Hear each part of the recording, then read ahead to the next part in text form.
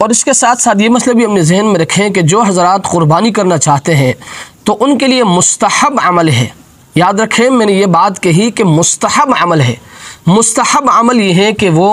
ذی الحجہ کی پہلی تاریخ سے یعنی جس وقت چاند نظر آئے اس وقت سے لے کر جب تک قربانی کا جانور ذبح نہ کرے تو ان حضرات کے لیے مستحب عمل یہ ہے کہ وہ اپنے ناخن اور اسی طرح زیر ناف بال اور اسی طرح بغل کے بال صاف نہ کرے. کیوں؟ اس لیے کہ ام المؤمنین حضرت ام سلمہ رضی اللہ تعالی عنہ سے مروی ہے، وہ فرماتی ہے کہ آپ علیہ الصلاۃ والسلام نے فرمایا کہ جب تم میں سے کسی کا ارادہ ہو قربانی کرنے کا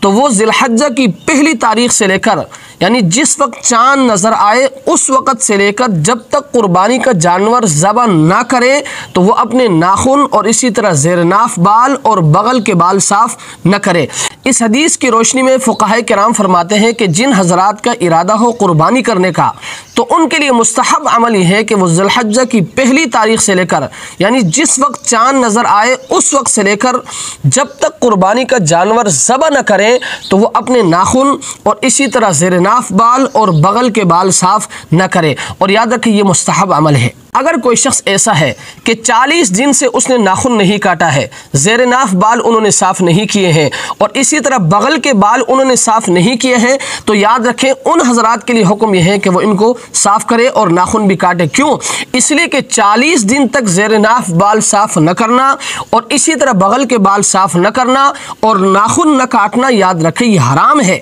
ایک مستحب عمل کے لیے آپ حرام کا ارتکاب نہ کریں. اگر کوئی شخص ایسا ہے کہ 40 دن ہو گئے اس نے زیر ناف بال صاف نہیں کیا ہے، بغل کے بال انہوں نے صاف نہیں کیا ہے، ناخن نہیں کاٹا ہے تو یاد رکھیں ان حضرات کے لیے حکم یہ ہے کہ وہ زیر ناف بال بھی صاف کرے، بغل کے بال بھی صاف کرے اور ناخن بھی کاٹے. اور اس کے ساتھ ساتھ یہ بات بھی اپنے ذہن میں رکھیں،